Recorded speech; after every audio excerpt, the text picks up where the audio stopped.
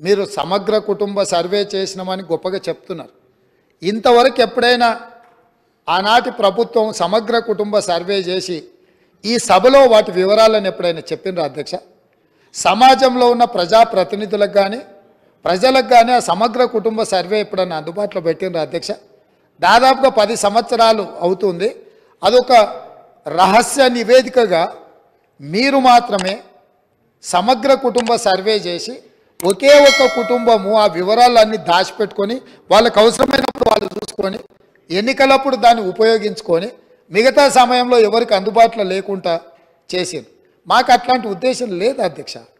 మేము ఈరోజు ప్రవేశపెట్టిన తీర్మానంలో స్పష్టంగా వెనుకబడిన తరగతుల, షెడ్యూల్డ్ కులాల, షెడ్యూల్డ్ తెగల మరియు మిగతా బలహీన వర్గాలకు చెందిన ప్రజల అభ్యున్నతిని నిమిత్తం వివిధ సామాజిక, ఆర్థిక, విద్యాపరమైన, ఉపాధి, రాజకీయ అవకాశాల ప్రణాళికలను రూపొందించి అమలు పరిచేలా తెలంగాణ మంత్రివర్గం 4/2/2024 తేదీన చేసిన సిఫార్సు మేరకు తెలంగాణ రాష్ట్రమంతటా సామాజిక, ఆర్థిక, విద్యాపరమైన, ఉపాధి, రాజకీయ కుల సర్వే, కులగణన, ఒక సమగ్ర ఇంటింటి కుటుంబ సర్వేను చేపట్టాలని ఈ సభ ఏకగ్రీవంగా తీర్మానిస్తుంది.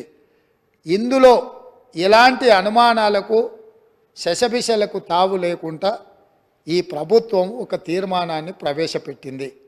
ఈ తీర్మానాన్ని మీరు అర్థం చేసుకొని మీకున్న అవగాహన మేరకు, మీకున్న అనుభవం మేరకు మీరు ఇంకేమైనా ఇది అమలు చేసే క్రమంలో ఏదైనా న్యాయపరమైన, చట్టపరమైన చిక్కులు వచ్చే అవకాశం ఉందని మీకు ఏదైనా అనుమానం ఉంటే మీ అనుమానాలతో పాటు దీన్ని అమలు చేయడానికి సూచనలు ఇవ్వండి.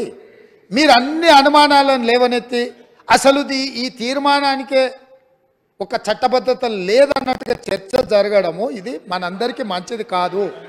కాబట్టి గౌరవ ముఖ్యమంత్రి రేవంత్ రెడ్డి గారిని సూటిగా ఒక ప్రశ్న వేస్తా ఉన్నానండి. నిన్న అసెంబ్లీలో వారు మాట్లాడినటువంటి అంశాలన్నీ కూడా మేమందరం కూర్చొని గమనించడం జరిగింది. వారు ఎంత హాస్యాస్పదంగా మాట్లాడతారంటే సమగ్ర కుటుంబ సర్వే ఒకే కుటుంబం దగ్గర ఉందంటా ఉన్నారు. మరి 2011లో మొత్తం యావత్ భారత జాతిలో ఉన్నటువంటి కులాలన్నీ గణించి కేవలం గాంధీ కుటుంబం దగ్గర దాచిపెట్టుకున్నారా? ఎందుకు ఇంతవరకు ఆ వివరాలు ఇవ్వలేదు? కుల గణన అయినాక 3 ఏళ్ళు వాళ్ళు అధికారంలో ఉన్నారు, వాళ్ళు ఇవ్వలేదు. ఆ తర్వాత 2015లో అప్పుడు కాంగ్రెస్ పార్టీ అధికారంలో ఉన్నప్పుడు బీసీల కోసం వేసినటువంటి రోహిణి కమిషన్ అడిగితే కూడా వాళ్ళ డీటెయిల్స్ ఇవ్వలేదు ఆ ప్రభుత్వం. సో ఇట్లా ఒక విచిత్ర వైఖరితోని మీ దగ్గరే కుటుంబం దగ్గర పెట్టుకోవడము, ఇట్లాంటి సంకుచితమైనటువంటి వ్యాఖ్యలు ఇప్పటికన్నా గౌరవ ముఖ్యమంత్రి గారు మానుకోవాలి. ప్రతిపక్ష నాయకుడిగా కాకుండా మొత్తం 50 మంది తెలంగాణ వారందరికీ కూడా ముఖ్యమంత్రిగా వారు మాట్లాడితే బాగుంటుంది అనేటటువంటిది ఒక అంశం. రెండవది, మీరు ఇచ్చినటువంటి వాగ్దానాలనే చేయమని మేము అడుగుతా ఉన్నాం, కొత్తది అడుగుతలేదు. కుల జనగణన చేస్తాము, తద్వారా రిజర్వేషన్లు ఇస్తామని మీరు చెప్పిందే, దాని ప్రాసెస్ స్టార్ట్ చేయమని అడుగుతా ఉన్నాం. ఎంబీసీ మినిస్ట్రీ ఇస్తా అన్నది మీరు చెప్పిందే, దాని ప్రాసెస్ స్టార్ట్ చేయమని అడుగుతా ఉన్నాం. 20,000 కోట్ల రూపాయలు ఇస్తాము, బడ్జెట్ లో పెడతాం బీసీలకు అని మీరు చెప్పిందే, దాన్ని అడుగుతా ఉన్నాం. ఇవాళ మాకు కొత్తగా గుర్తొచ్చింది ఏం లేదు. మీరు చేసినటువంటి వాగ్దానాలని ఒక ప్రతిపక్షంగా, అట్లనే ఒక ప్రజా సంఘంగా, తెలంగాణ బిడ్డలుగా మీకు గుర్తు చేయాల్సినటువంటి బాధ్యత మాకున్నది కాబట్టి గుర్తు చేస్తా ఉన్నాం. ఇవాళ బీసీల గురించి అడుగుతాం, రేపు మీరు చేసిన యూత్ డిక్లరేషన్ గురించి అడుగుతాం, ఎల్లుండి ఎస్సీ డిక్లరేషన్ గురించి అడుగుతాం, రైతుల డిక్లరేషన్ గురించి అడుగుతాం, అన్నిటి మీద కూడా ప్రశ్నిస్తాం. కానీ ప్రశ్నించగానే అయ్యో మేము నిన్నగాక మొన్న వచ్చిన అధికారంలోకి అంటున్నారు కాబట్టి 100 రోజుల తర్వాత ప్రశ్నిస్తాం.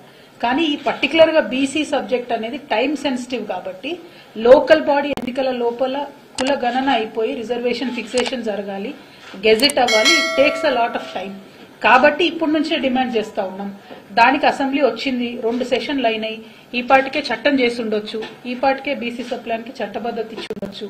అవి ఇవ్వకుండా అడిగిన వాళ్ళను ఉల్టా మా మీదనే బట్టగలిసి మీదేసినట్టు నెపం వేయడం అన్నది మాత్రం గౌరవ ముఖ్యమంత్రి గారికి తగదు అని మేము హితవు పలుకుతా ఉన్నాం. Thank you.